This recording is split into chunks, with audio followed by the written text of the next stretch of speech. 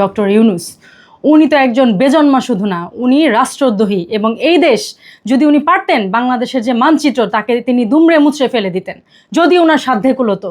উনি শুধু প্রজন্ম হত্যাকারী তা না, এই যে আমাদের একটা যে জেনজি সম্প্রদায়, এদের কি অবস্থা করলো আপনি বলেন। এদের বেয়াদব, অশ্লীলতা এবং মব নামে একটা কালচার উনি সৃষ্টি করে দিয়ে গেছেন।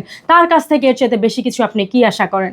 এবং আমাদের বঙ্গবন্ধু শেখ মুজিবুর রহমান এই যে 15ই আগস্ট সহ আমাদের যে বিজয় দিবস, আমাদের যতগুলি দিবস আছে, প্রত্যেকটা দিবসে উনি চাচ্ছেন কালিমা লেপে বাঙালির মন থেকে এটা মুছে দিতে। এটা কি আদৌ সম্ভব?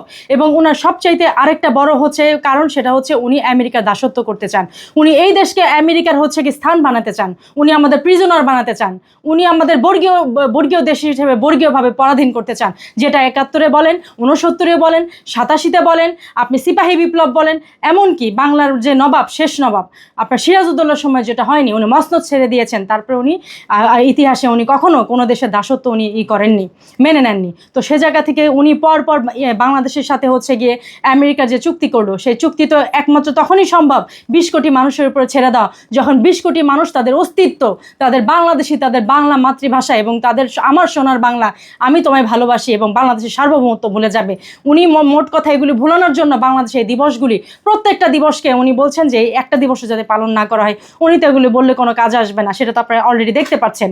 উনি সেই যখন থেকে উপদেষ্টা হয়ে ওনাকে বাংলাদেশে আনা হলো, তারপর থেকে উনি ওনার যে জরিমানা ছিল তা মওকুফ করলেন। ওনার নামে যতগুলি মামলা ছিল সেই মামলাগুলিকে একে একে উনি ওনার উপর থেকে সবকটা মামলাকে উনি সরিয়ে নিলেন।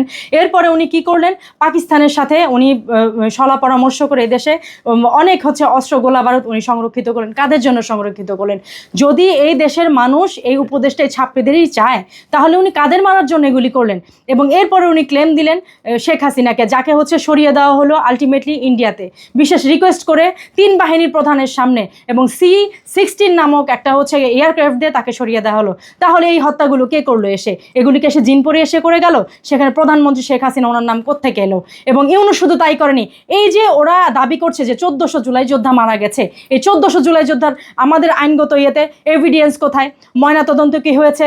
এবং তাদের হচ্ছে গিয়ে বডিতে কোনো আলামত কি পাওয়া গেছে যেখানে শেখ হাসিনা বা তার নেতা নেত্রীদের হচ্ছে আপনার হ্যান্ডপ্রিন্ট পাওয়া গেছে? এরকম কোনো কিছু হয়েছে? আজ পর্যন্ত বাংলাদেশের যে কটা গণমাধ্যম, কোথাও আমি বলতে শুনলাম না কাউকে।